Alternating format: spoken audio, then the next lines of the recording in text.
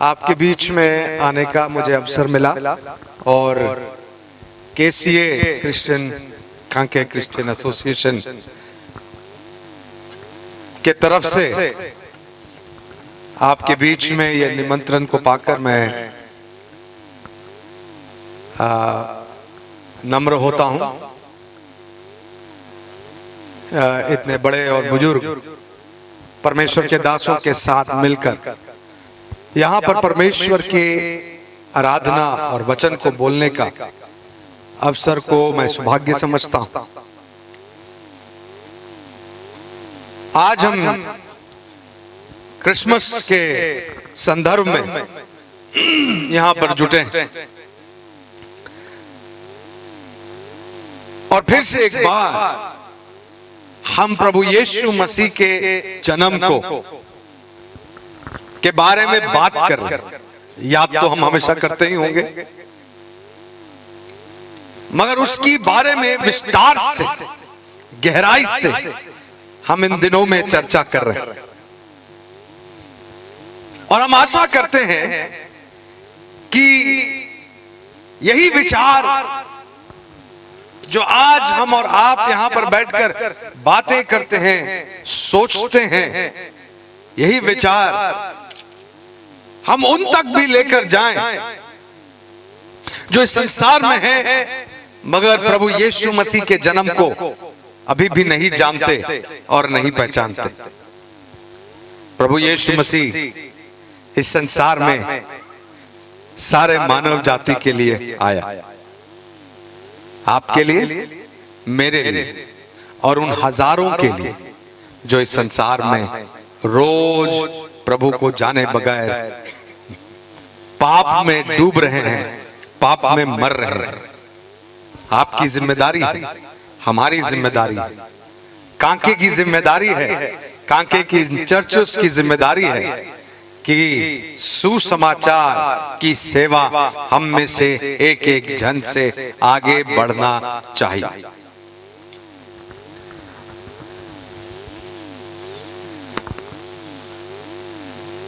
आप तक किसी ने सुसमाचार लेकर आया। सवाल आज आपको अपने आप से पूछना है कि आप इस सुसमाचार को कहां तक लेकर गए। सुसमाचार जो बाइबल बताती है लोगों को आजाद करती है, टूटे हुए हृदय को जोड़ती है, टूटे हुए मनों को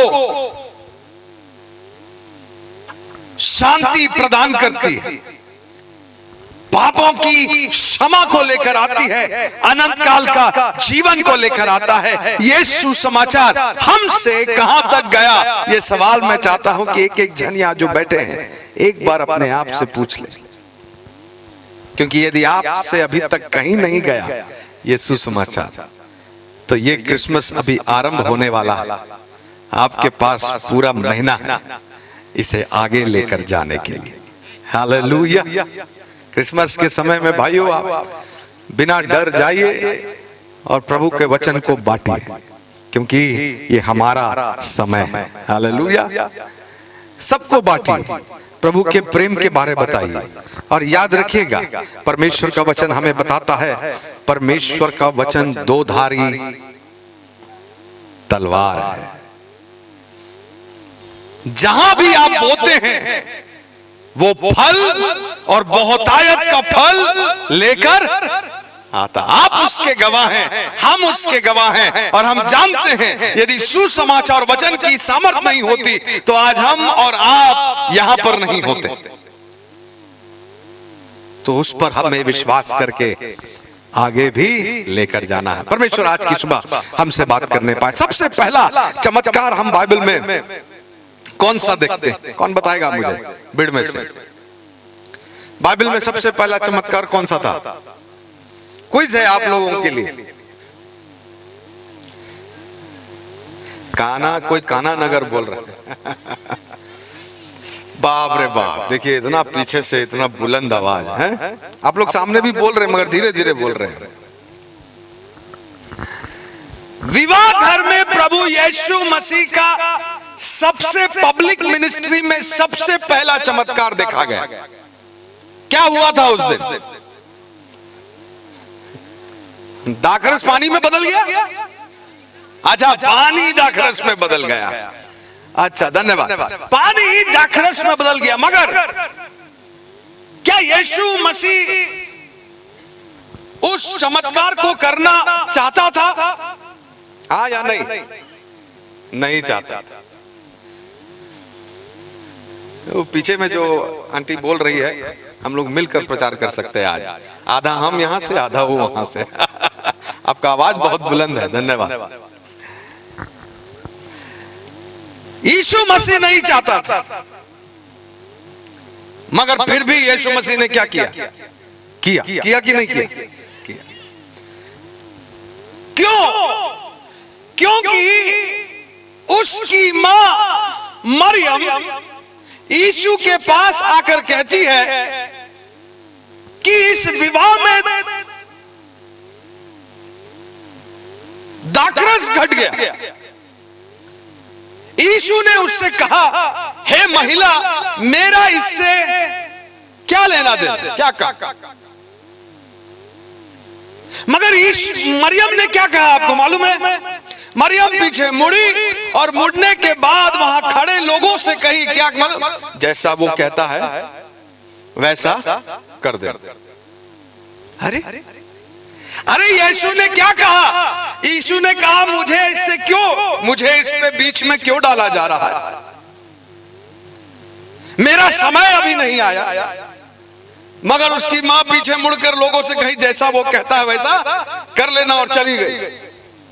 मुझे समझ में नहीं आया, यदि यीशु मसीह का यह पहला चमत्कार था और बाइबल बताती है यह पहला चमत्कार था, तो मरियम को इतना भरोसा क्यों था कि यह यीशु इस विवाह में दाखरस का प्रबंध कर देगा? क्या यीशु को दाखरस बनाना आता था? ऑब्वियसली नहीं। कारपेंटर का बेटा था, बड़ाई के काम को जानता था। मगर मरियम, तुम्हारे मन में क्या चल रहा है? तुम्हारे हृदय में क्या चल रहा है? यीशु क्या करेगा और वो खड़े हुए लोगों को क्या करना होगा? कहां से वो दाखरस लेकर आएगा? ऐसे भी पहले कभी भी उसने पानी को दाखरस में नहीं बदला है, तो तू क्या एक्सपेक्ट कर रही है कि ये करेगा? जानते हैं मरियम क्या बोलेगी? मरियम बोलेगी, तुम्हारे लिए ये पहला चमत्कार है, मगर मेरे लिए ये पहला नहीं है। सबसे पहला चमत्कार मेरे कोख में हुआ था। हालेलुया! सबसे पहला चमत्कार यदि इस पृथ्वी में हुआ था तो वो मेरे कोख से आरंभ हुआ था। इसलिए सुनो, तुम पहले चमत्कार को देखने जा रहे हो, मैंने अपना चमत्कार देख लिया है। मेरा चमत्कार कोख में आरंभ हुआ था। आप देखते हैं, पर्सनल एक्सपीरियंस, व्यक्तिगत अनुभव, प्रभु के साथ व्यक्तिगत अनुभव आपकी बोली को बदल देता है, आपके विश्वास को बदल देता है, आपके मसीही चाल चलन को बदल देता है। जानते हैं, यदि आपका परमेश्वर के साथ व्यक्तिगत अनुभव नहीं है तो आप बोलेंगे, देखते हैं होगा कि नहीं। अरे प्रभु, कुछ नहीं हो रहा है, कुछ हो जाएगा तो ठीक है, नहीं होगा तो भी ठीक है। मगर यदि आपका परमेश्वर के साथ एक व्यक्तिगत अनुभव है, जैसे मरियम का एक व्यक्तिगत अनुभव था, जानते हैं आप कैसे चलेंगे? आप विश्वास से चलेंगे। आप बोलेंगे, जहां मैं जाऊंगा वहां पर परमेश्वर काम करेगा, जहां मैं बीज बोऊंगा वहां से फल उतर आएगा, जहां मैं प्रार्थना करूंगा वहां पवित्र आत्मा काम करेगा, जहां मैं अपने मुंह को वचन के साथ खोलूंगा लोग मन फिराएंगे, कलीसियाओं का स्थापना मेरे जीवन से होगी, काम के बचाया जाएगा। हालेलुया! मगर इसके लिए क्या चाहिए? एक संदेश नहीं, संडे वाला आपके पास्टर का एक संदेश नहीं, आपका व्यक्तिगत परमेश्वर के साथ एक रिश्ता। मरियम कहेगी, मेरा एक अनुभव है जो तुम लोगों से बड़ा है। मेरा अनुभव यह है कि प्रभु प्रभु यीशु मसीह मेरे कोख में आया, और जब से मेरे कोख में आया और जब तक वो जन्म नहीं ले लिया, मैं कुमारी थी, मगर मुझे शर्मिंदा से, लज्जा से और हर प्रकार के अपमान से मेरे परमेश्वर ने मुझे बचा कर रखा। इसलिए मुझे मालूम है यदि इस विवाह में यीशु है तो इस विवाह को भी लज्जा से, शर्म से, अपमान से मेरा परमेश्वर बचा कर रखेगा। Hallelujah, hallelujah. क्या मसीहो आज तुम विश्वास करते हो तुम्हारा यीशु तुम्हारे अपमानों से तुम्हें बचा कर रखेगा, यीशु तुम्हें लज्जा से बचा कर रखेगा। यीशु का वचन क्या कहता मालूम है? आज की सुबह में पढ़ रहा था, आज की सुबह में यूहन्ना रचित सुसमाचार उसके 12वें अध्याय उसके आखिरी पन्नों में पदों में इस प्रकार से लिखा है, यीशु मसीह इसलिए आया कि वो तुम्हें दोष ना लगाए, मगर इसलिए आया ताकि वो सारे लोगों के लिए उद्धार का कारण बन जाए। क्या करने नहीं आया? दोष लगाने नहीं। कम से कम यीशु मसीह तो दोष लगाने नहीं आए। हम लोग जरूर लगाते हैं, और हम लोग मतलब पास्टर लोग, माफ कीजिए, आप लोग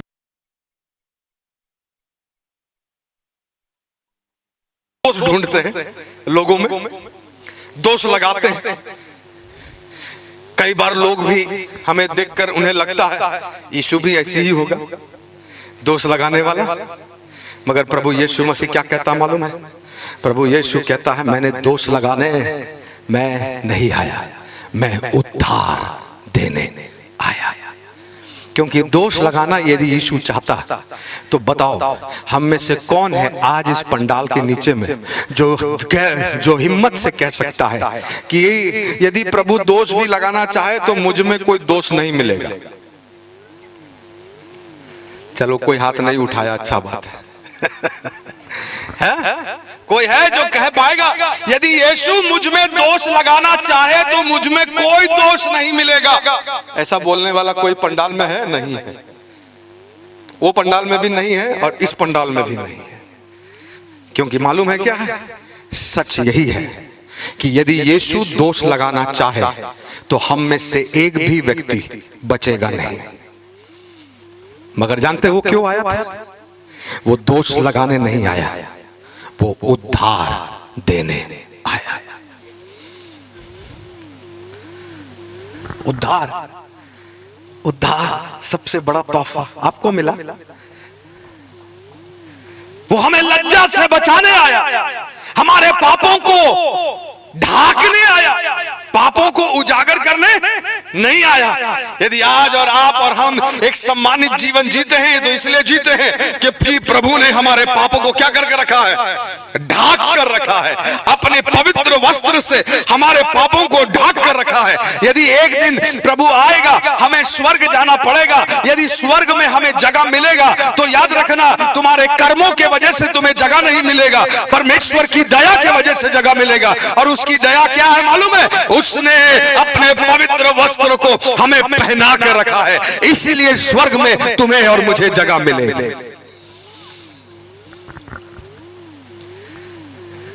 हमारे कर्मों की वजह से नहीं, उसके कर्मों के वजह से।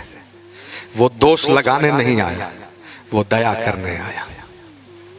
मरियम कहेगी, जिसने मुझे लज्जा से बचा कर रखा, क्या वो इस परिवार को लज्जा से बचाकर नहीं रखेगा? मुझे नहीं मालूम ये क्या करेगा, मुझे नहीं मालूम पानी दाखरस में बदलेगा या दाखरस कहीं से लेकर आएगा या क्या करेगा, मुझे नहीं मालूम। मगर इतना मुझे मालूम है कि यदि यीशु है तो ये परिवार लज्जित नहीं होगा। आज इस क्रिसमस का संदेश आप ले लीजिए और दूसरों को बताइए पूरे हिम्मत और पूरे विश्वास के साथ, बिना कोई शक और शंका के साथ। यदि तुम यीशु को ग्रहण करोगे तो वो तुम्हें कभी लज्जित होने नहीं देगा। हालेलुया। पूरे हिम्मत के साथ, पूरे धैर्य के साथ, बिना कोई डर, बिना कोई शंका लोगों से कहना, यदि यीशु तुम्हें मिलेगा तो वो तुम्हें मुंह को कभी, सर को तुम्हारा झुकने नहीं देगा। वो उल्टा हमें लज्जा से बचाता है, पाप से क्षमा करता है और झुके हुए सर को वो उठाता है। हालेलुया। उसका काम दोष लगाना नहीं है, उसका काम क्षमा करना और उद्धार देना है। आज मेरी आवाज को फिर से सुनने वाले लोगों, जवानों, जिन्होंने आज तक यदि प्रभु यीशु को जन्म अपने जीवन में जगह नहीं दिया, तो होने दो कि आज का दिन 9 दिसंबर आपके लिए क्रिसमस का दिन हो जाए। यदि कोई आपसे पूछे कौन सा दिन है क्रिसमस, तो आप बोलना मेरे लिए 9 दिसंबर है, क्योंकि उसी दिन मेरे हृदय में प्रभु यीशु मसीह जन्म लिया। हालेलुया।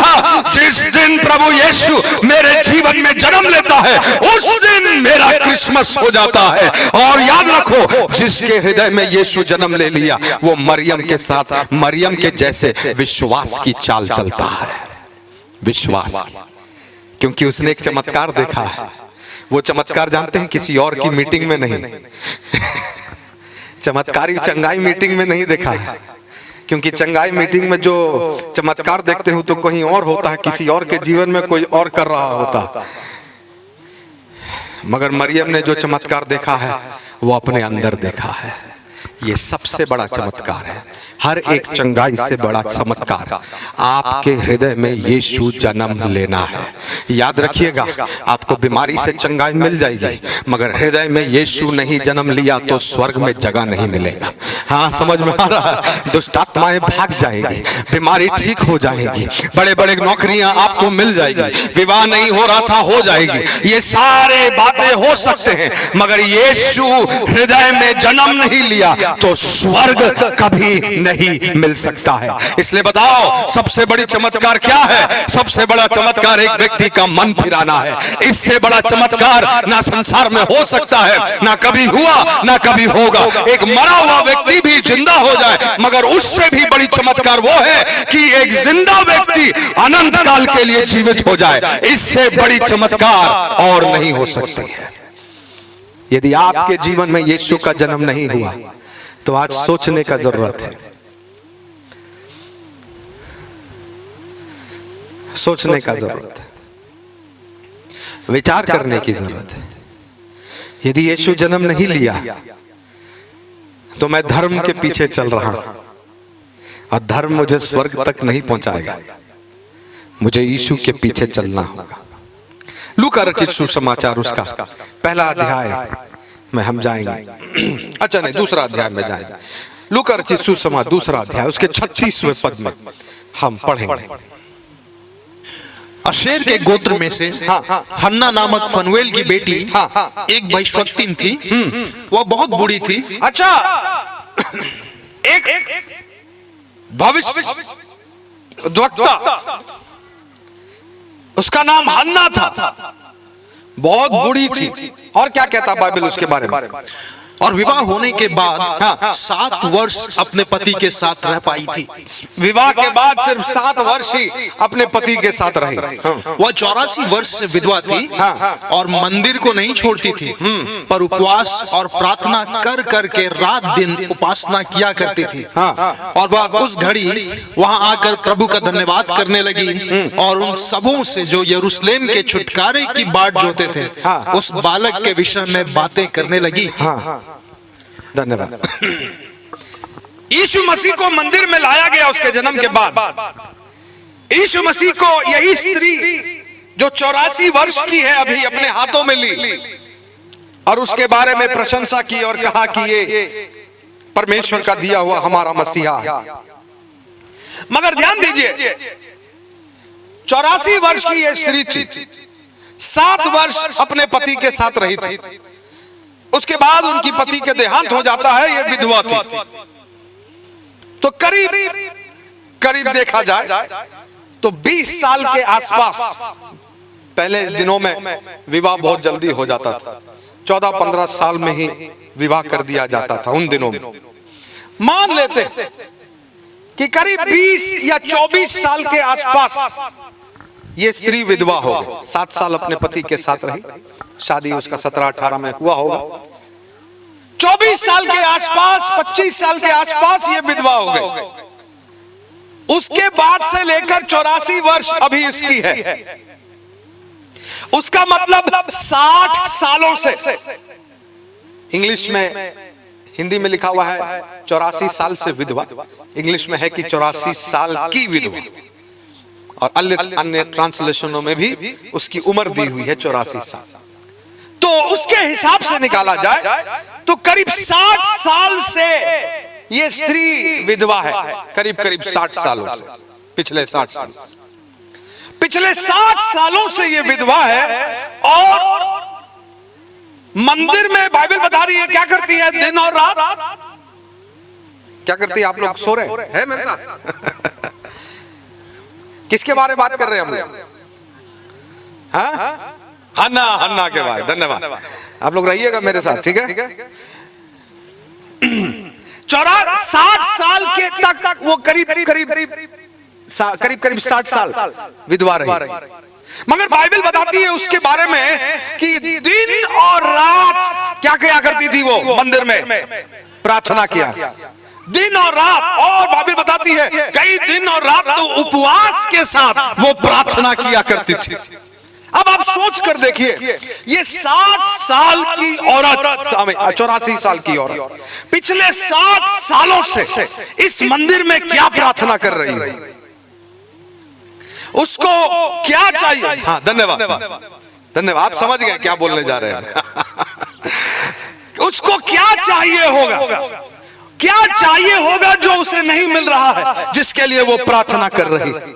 क्या चाहिए जो वो प्रभु से मांग रही है, जो उसे मिल नहीं रहा है? क्या उसे एक और विवाह चाहिए? क्या उसे एक और जिंदगी चाहिए?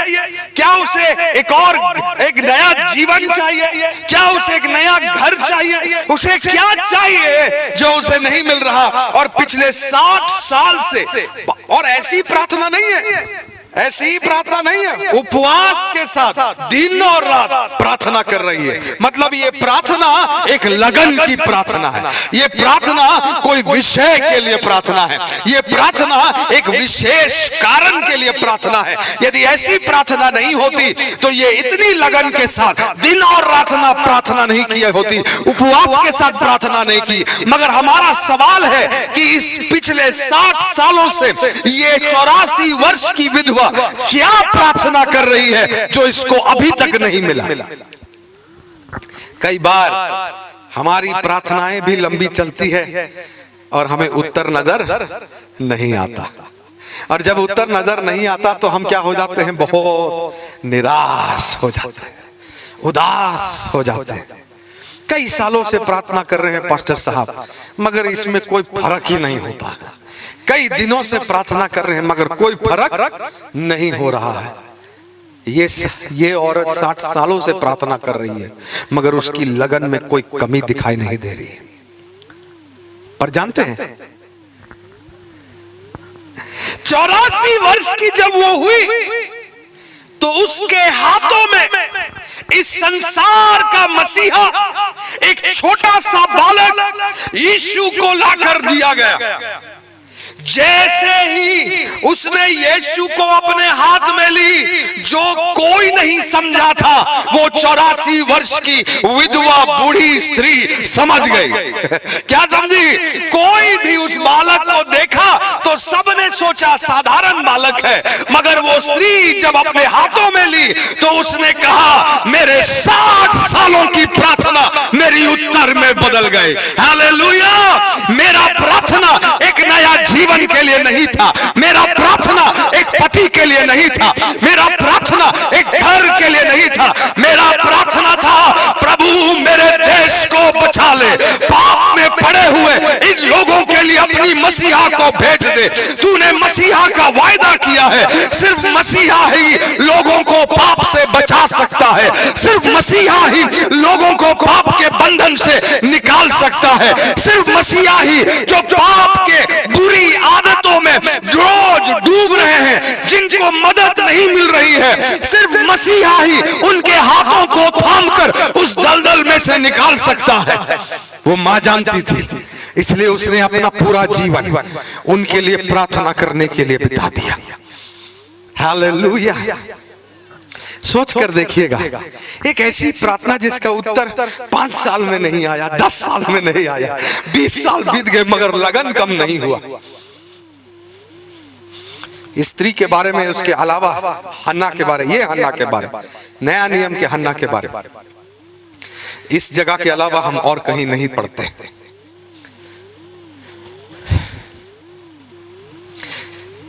या एक और बार कहीं प्रेरितों के काम में हल्का सा इसके बारे में मेंशन किया गया है, मगर और कहीं हम नहीं देखते। 10 साल, 20 साल, 30 साल बीत गए मगर प्रार्थना की लगन कम नहीं हुई। उत्तर नहीं है मगर लगन कम नहीं हुई। 60 साल तक प्रार्थना की। ये सोचती होगी मेरी प्रार्थना का कुछ हो भी रहा है कि नहीं हो रहा, मेरी प्रार्थना का कुछ हो भी रहा है कि नहीं हो रहा। इसको नहीं मालूम कि ये प्रार्थना यहां कर रही है मगर पीछे परमेश्वर क्या कर रहा। हालेलुया। ये प्रार्थना यहां कर रही है मगर पीछे परमेश्वर एक जवान व्यक्ति को तैयार कर रहा है जिसका नाम यूसुफ है। हालेलुया। यूसुफ तैयार हो जाओ, तुम्हारा समय आ रहा है। यूसुफ तुम्हें पता नहीं मगर एक स्त्री है जो निरंतर तुम्हारे लिए प्रार्थना कर रही है। तुम नहीं जानते हो उसे मगर प्रार्थनाएं मेरे पास पहुंच रही है। मरियम तुम तैयार हो जाओ, तुम्हारे जीवन से मुझे एक बड़ा काम है, एक बड़ा काम होने वाला है। मरियम कहती है पहला अध्याय में, मरियम कहती है मैं तो कुंवारी हूं। कौन कहता है हमारा प्रार्थना उत्तर में नहीं बदलता? ये 84 वर्ष की स्त्री भले अपनी प्रार्थना को 60 सालों तक नहीं देखी मगर उसका प्रार्थना का काम पीछे चल रहा है। हालेलुया। पीछे चल रहा है। आज आप अपने परिवार के लिए प्रार्थना कर रहे होंगे, आप अपने गांव के लिए प्रार्थना कर रहे होंगे और आप अपने देश के लिए प्रार्थना कर रहे होंगे, कलीसिया के लिए प्रार्थना कर रहे होंगे। ध्यान से सुनना मेरी बात को। कभी भी अपनी प्रार्थनाओं में हार मत मान लेना। कभी भी मत कहना कि इतना दिन से प्रार्थना कर रहे कुछ नहीं हो रहा। तुम्हें पता नहीं क्या हो रहा है। जिस दिन तुम्हें पता चलेगा उस दिन तुम्हारी आनंद की ठिकाना नहीं रहेगा। हालेलुया। प्रभु अपने समय पर काम करेगा मगर एक चीज याद रखना, तुम्हारी कोई भी प्रार्थना व्यर्थ नहीं जाती है। मेरा जिंदा खुदा एक भी प्रार्थना को अनसुना नहीं करता है। यदि तुम अपने परिवार के लिए प्रार्थना कर रहे हो तो वो सुन रहा है। यदि तुम अपने बच्चों के लिए प्रार्थना कर रहे हो तो उसका कान बहरा नहीं है, वो सुन रहा है। यदि तुम अपने पति के लिए प्रार्थना कर रहे हो तो उसका हाथ छोटा नहीं है, वो सुन रहा है। यदि तुम अपने समाज के लिए प्रार्थना कर रहे हो तो उसका पांव लंगड़ा नहीं, वो चलकर आ रहा है। मगर याद रखो, अपनी प्रार्थना को लगन के साथ जारी रखो क्योंकि यीशु का अनुभव तुमको है मगर जिसको नहीं है उन तक उस अनुभव को लेकर हमें आना है। हालेलुया। हन्ना प्रार्थना कर रही, हन्ना प्रार्थना कर रही है। 60 साल हो गए, जवाब हाथ में आया और हन्ना की खुशी की कोई सीमा नहीं है। वो कूद कूद कर चिल्ला रहे हैं, जो माँ बाप को भी नहीं मालूम है, जो हो सकता है वहां किसी को नहीं मालूम है।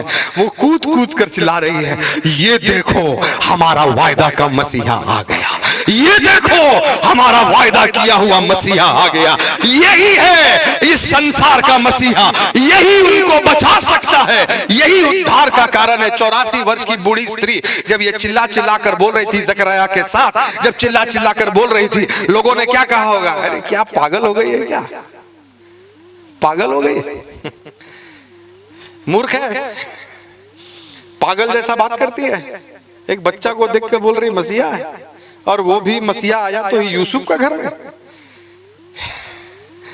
लोगों ने उसको पागल कहा होगा मगर आज 2000 वर्ष के बाद हम जानते हैं वो पागल नहीं थी। वो पवित्र आत्मा की सामर्थ्य से भरी हुई परमेश्वर की एक अभिषिक्त दास थी। हालेलुया। जिसको विश्वास था कि उसकी प्रार्थना उत्तर में बदलेगी। आपको लोग पागल बोलेंगे मगर मसीह के लिए बाइबल बताती है प्रभु के लिए बावला होना भी अच्छा ही है। पागल लोग कहेंगे अरे क्या पागल बात, हालेलुया बोलते, प्रार्थना करता। जो आज आपको पागल बोल रहे हैं, कल आपके साथ कंधे में कंधे मिलाकर उसी पागलपन को दूसरों के साथ बांटेंगे। हालेलुया। कुछ लोगों ने अपने परिवार में होते हुए देखा है, मगर और भी देखना बाकी है। जब तक देख ना लो तब तक लगन की प्रार्थना बंद मत करो। इस क्रिसमस में प्रभु मुझे आत्मा दे, ये मेरी प्रार्थना है। अगले क्रिसमस तक परमेश्वर मुझे और अनेक आत्माओं को दे, ये मेरी प्रार्थना है। जब तक मैं अपने हाथों से, अपनी आंखों से आत्माओं को बचते हुए नहीं देख लूंगी, मेरी प्रार्थना जारी रहेगी। हालेलुया। मैं सुन रहा था बिशप अनिल साहब कल बता रहे थे उनके दर्शन के बारे। 2024 में कितनी कलीसियाओं को स्थापना करना, हजारों कलीसियाओं की दर्शन को लेकर, सैकड़ों बपतिस्माओं और हजारों बपतिस्माओं के दर्शन को लेकर वो 2024 में प्रवेश कर रहे हैं। उन्होंने कहा उनकी उम्र 62 साल हो गई है। वो बुरा तो नहीं मानेंगे लगता है उम्र बताने से।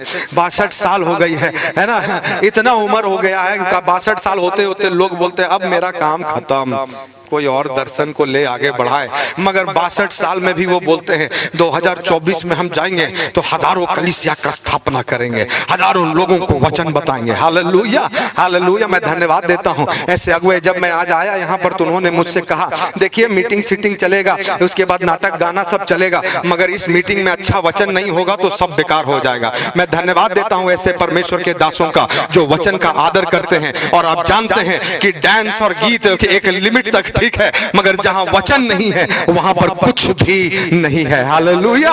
ऐसे अगुए आपको मिले हैं यहाँ पर, यहाँ कांके के कलीसियाओं में ऐसे अगुए आपको मिले हैं। हमें करना क्या है? हमें उनके दर्शन को लेना है, कंधे से कंधे मिलाना है, उस दर्शन को पूरा करना है। हालेलुया। अगले क्रिसमस, अगले आपका कांके का क्रिसमस से पहले कितने लोग हैं जो दर्शन यहाँ पर लेंगे? आज नहीं मालूम कितनी की भीड़ यहाँ बैठी है, 400-500 लोग होंगे। आगे की प्रार्थना, प्रभु हमें 2 से 3 हजार लोग, 3 से 5 हजार लोग क्रिसमस में हम मिलना चाहते हैं। हालेलुया। कांके की क्रिसमस की ये सभा पूरी रांची में एक बड़ी बुलंद आवाज से फैलनी चाहिए। कितने लोग इस लगन को लेना चाहते हैं, कंधे से कंधा मिलाना चाहते हैं और प्रार्थना का बोझ उठाना चाहते हैं। याद रखिएगा, आप प्रार्थना करेंगे, आपका उत्तर आपके पास आएगा। पहला अध्याय उसका 26वां पद।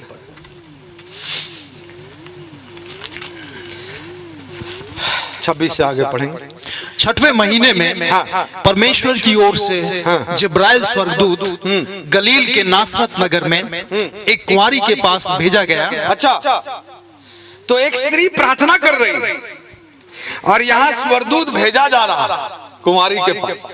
आगे, जिसकी मंगनी यूसुफ नाम दाऊद के घराने के पुरुष से हुई थी, उस कुंवारी का नाम मरियम था। स्वर्गदूत ने उसके पास भीतर आकर कहा, आनंद और जय तेरी हो जिस पर ईश्वर का अनुग्रह हुआ है, प्रभु तेरे साथ है। वह उस वचन से बहुत घबरा गई और सोचने लगी कि यह किस प्रकार का अभिवादन है। स्वर्गदूत ने उससे कहा, हे मरियम, भयभीत ना हो, क्योंकि परमेश्वर का अनुग्रह तुझ पर हुआ है। देख, तू गर्भवती होगी और तेरे एक पुत्र उत्पन्न होगा और तू उसका नाम यीशु रखना। वह महान होगा और परम प्रधान का पुत्र कहलाएगा और प्रभु परमेश्वर उसके पिता दाऊद का सिंहासन उसको देगा और वह याकूब के घराने पर सदा राज्य करेगा और उसके राज्य का अंत ना होगा। मरियम ने स्वर्गदूत से कहा, यह कैसे होगा? ये कैसे होगा? कैसे होगा ये?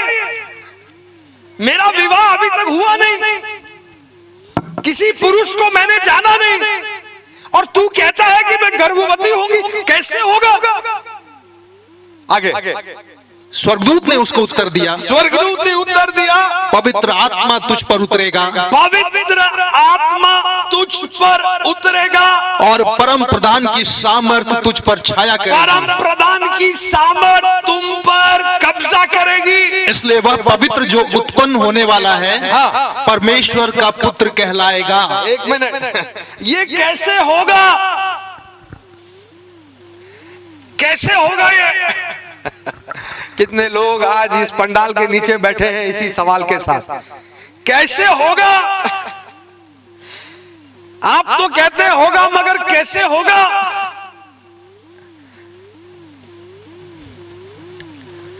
यही सवाल मरियम का भी था, कैसे होगा? जानते हैं स्वर्गदूत ने क्या जवाब दिया? क्या बोला स्वर्गदूत ने? तुम पर पवित्र आत्मा की सामर्थ उतरेगी। हालेलुया। कैसे होगा? अरे मरियम, कैसे होगा का उत्तर यह है कि तुमको कुछ करना नहीं पड़ेगा, जो करेगा परमेश्वर अपनी सामर्थ से करेगा। हालेलुया। मगर हमारा समस्या क्या जानते हैं? हम इंसानों का समस्या। बताइए क्या करें? बताइए हम क्या करेंगे? हम अब सारा ताकत अपने ऊपर ले लेते हैं। प्रभु कहता मुझ पर भरोसा करो, फिर हम कहते हैं हाँ भरोसा तो करते हैं, मगर अभी हम क्या करेंगे? मरियम, तुमको कुछ नहीं करना है, तुमको सिर्फ भरोसा करना है कि परमेश्वर ने जो कहा वो तुम में पूरा होगा। सुन लो मरियम, आज के बाद ये सवाल मत पूछना कैसे होगा। कैसे होगा आज के बाद मत पूछना। इसलिए जब विवाह में मरियम गई तो ये नहीं पूछी कि कैसे होगा। बाकी सारे लोग पूछे कैसे होगा, मरियम ने नहीं पूछा कैसे होगा। जानते हैं क्यों? क्योंकि एक बार मरियम ने पूछा था, उसको जवाब मिल गया कि तुम्हारी सोच से नहीं होगा, तुम्हारी ताकत से नहीं होगा, परमेश्वर की सामर्थ से ये पूरा होगा। हालेलुया। विश्वास करने वाले जोर से बोलो हालेलुया। विश्वास करने वाले और जोर से बोलो हालेलुया। बोलो मुझसे नहीं मगर परमेश्वर से होगा। उसकी पवित्र आत्मा मुझ पर आएगी, वो मुझ पर कब्जा करेगा और वो करेगा जो वो चाहता है। मेरी इच्छा, मगर देखिए समस्या यह है कि हम लोग अपनी इच्छा से परमेश्वर को चलाना चाहते हैं, उसकी इच्छा से हम चलना नहीं चाहते, है कि नहीं? आज हमको प्रार्थना करना चाहिए देश के लिए, जैसे उस 84 वर्ष की स्त्री ने की। हमको प्रार्थना करना चाहिए अपने गांव के लिए, हमारे घर में जो नहीं बचे हुए उनके लिए प्रार्थना कर। हम क्या प्रार्थना कर रहे हैं? क्या प्रार्थना कर? थोड़ा और जमीन दे दो, थोड़ा और गाड़ी दे दो, थोड़ा और कपड़ा दे दो, एगो विवाह करवा दो, एगो नौकरी लगवा दो। हमारी प्रार्थना इतना छोटा। एक जन हमारे कलीसिया में आया, बड़ी प्रार्थना, बोला कि हम लोग देश के लिए प्रार्थना करेंगे, सबको जोड़िए, सबको बुलाइए। मैंने भी सबको बुलाया, देश के लिए प्रार्थना करेंगे। हम लोग देश के लिए प्रार्थना कर रहे हैं। प्रार्थना करवाने वाला व्यक्ति कहता है इस प्रकार से, आप जब देश के लिए प्रार्थना कीजिएगा तो एक चीज समझ जाइए, आपका खाली पॉकेट भर जाएगा। कितना छोटा कर दिया प्रार्थना को, कितना छोटा कर दिया दर्शन को। हमको पॉकेट के लिए ही प्रार्थना करता तो घर बैठ के पॉकेट के लिए प्रार्थना करते। हम देश के लिए प्रार्थना करने आए, वो भी अपना मतलब के लिए। जबकि जानते हैं क्यों ऐसा लोग बोलते हैं? क्योंकि जब तक हम लोगों को अपना मतलब नहीं दिखाएं तब तक प्रार्थना का आपको ताकत ही नहीं मिलता। हम क्यों प्रार्थना करें? हमको क्या मिलेगा? केसीए में हम केसीए बोलते ना केसीए में हम क्यों जाएं? हमको क्या मिलेगा? केसीए में पैसा हम क्यों दें? हमको क्या फायदा? हम सिर्फ अपना फायदा देख रहे हैं। देश के लिए हम क्यों प्रार्थना करें? हमको क्या मिलेगा? यदि ऐसे ही सब कोई सोचता तो मरियम भी बोलती ये सब हमको नहीं चाहिए, मेरा क्या फायदा? अभी यहाँ पे हमको शादी भी नहीं हुआ, को भर में पेट लेके हमको सब जगह चलना पड़ेगा, ये सब नहीं चाहिए। आपका बड़ा दर्शन छोटा होने मत दीजिए। आपकी देश के लिए प्रार्थना धन के लिए वापस मत कीजिए, और आपका धन देना भी वापस लेने के लिए मत कीजिए। सारा चीज छोटा हो जाता है, छोटा हो, दर्शन छोटा हो जाता है। देना भी आपका क्या हो जाता है मालूम? छोटा। 100 रुपया दे रहे हैं, बोलते प्रभु 10 गुना देना, 100 अभी दे रहे हैं, 1000 वापस कर देना। ये सोच के भी जब देते हैं प्रभु तो दे देगा, मगर ये सोच से देना भी, हमारा देना भी क्या हो जाता है? छोटा हो, प्रार्थना भी छोटा, सिर्फ अपने मतलब के लिए प्रार्थना कर रहे हैं। देश के लिए बोझ है नहीं है, हमको गाड़ी मिलेगा इसलिए प्रार्थना कर रहे हैं। दूसरों के घर के लिए प्रार्थना कर रहे हैं ताकि मेरा घर सुखी रहेगा। दर्शन छोटा। 84 वर्ष की इस महिला ने अपना सब कुछ त्याग दिया क्योंकि वो जानती थी जिस मिशन के लिए वो प्रार्थना कर रही है उससे बड़ा मिशन कुछ हो नहीं सकता है। हालेलुया। आज ऐसी प्रार्थना योद्धाओं की यहाँ जरूरत है जो अपने मतलब के लिए यीशु के पीछे नहीं चल रहे हैं मगर इसलिए चल रहे हैं क्योंकि उसका मन उसके देश के लिए रोता है। हालेलुया। और जानते हैं किसका मन उसके देश के लिए रोएगा? जानते हैं किसका मन उसके लोगों के लिए विलाप करेगा? जानते हैं किसका मन इस उम्र में भी, मैं कह रहा इस उम्र में भी पास्टर लोग रात रात बैठकर प्रार्थना करते। क्या जरूरत है? क्या जरूरत है होल नाइट प्रार्थना, ये नाइट प्रार्थना, वो नाइट प्रार्थना, या क्या जरूरत है इतने बोझ को लेकर जाने की? क्या जरूरत है? जिस दिन हम लोग बोझ लेना बंद कर देंगे, हमारी प्रार्थनाएं जिस दिन बंद हो जाएगी, बाइबल बताती है तुम्हारे मुंह से तुम मेरा गवाही देना बंद करोगे, मैं गधाओं को, पत्थरों को मेरी महिमा करने के लिए खड़ा कर दूंगा। प्रभु हम पे उसकी महिमा के लिए हम पे निर्भर नहीं, वो अपनी महिमा किसी से भी करा सकता है, मगर यदि प्रभु अपनी महिमा के लिए हमें चुनता है तो हमें सौभाग्य समझना चाहिए। हालेलुया। मरियम ने पूछा, मरियम ने स्वर्गदूत से पूछा कैसे होगा, तो स्वर्गदूत ने उत्तर दिया, अरे पवित्र आत्मा से होगा, पवित्र आत्मा तुम पर उतरेगा, पवित्र आत्मा तुम पर कब्जा करेगा और तुम गर्भवती हो जाओगी। क्यों? कैसे? एक और पद को देखते हैं जल्दी से। हाँ, यहीं पे 37वां पद को अभी भी स्वर्गदूत कह रहा है। देखिए 37 पद को ध्यान से देखिएगा। क्योंकि जो वचन परमेश्वर की ओर से होता है, जो, बोलिए मेरे पीछे, जो वचन परमेश्वर की ओर से होता है वह प्रभाव रहित नहीं होता। वो प्रभाव रहित नहीं होता। बोलिए। मेरा इंग्लिश को मैं पढ़ता हूं, थोड़ा सा मुझे अच्छा लगता है। यहाँ पे जैसा लिखा हुआ है, for nothing will be impossible with God, क्योंकि परमेश्वर से कोई भी काम असंभव नहीं है। Hallelujah, hallelujah. For nothing is impossible with God, क्योंकि परमेश्वर से कोई भी काम असंभव नहीं है। मरियम, कैसे होगा? कैसे होगा?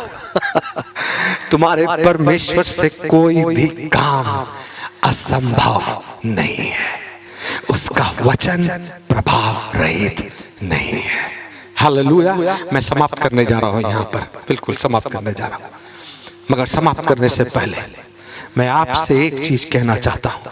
जब प्रभु यीशु मसीह संसार में आया, अपने चेलों के साथ साथ चला और फिरा, मगर जब प्रभु यीशु मसीह यहाँ से उठा लिया जा रहा था, उसने अपने चेलों से कहा, निराश मत होना, मैं तो जा रहा हूं मगर मैं अपनी आत्मा को तुम्हारे ऊपर भेजूंगा। हालेलुया। यीशु को उसके चेले उसके सामने देखते थे, मगर यीशु जाने के बाद परमेश्वर को हम अपने अंदर अनुभव करते हैं। हालेलुया। सुनिएगा, उसका मतलब क्या है मालूम? उसका मतलब ये है कि चेलों ने तो यीशु को आंखों से अपने पास देखा, मगर हम यीशु को अपने अंदर महसूस करते हैं। हालेलुया। मतलब उससे भी ज्यादा करीब जितना चेलों ने यीशु को अनुभव किया, और हर वक्त और हर समय वो हमारे साथ रहता है। परमेश्वर ने, आप कहेंगे कैसे संभव है ये संभव इसलिए है क्योंकि उसने कहा, मैं अपना पवित्र आत्मा तुम पर भेजूंगा। हालेलुया। मैं अपनी आत्मा तुम पर भेजूंगा और तुम सामर्थ से क्या हो जाओगे? तुम क्या हो जाओगे? अरे तुम गर्भवती हो जाओगे। Hallelujah, hallelujah. ये गर्भ किसका तुम लेके चल रहे हो, ये यीशु का गर्भ है जो तुम्हारे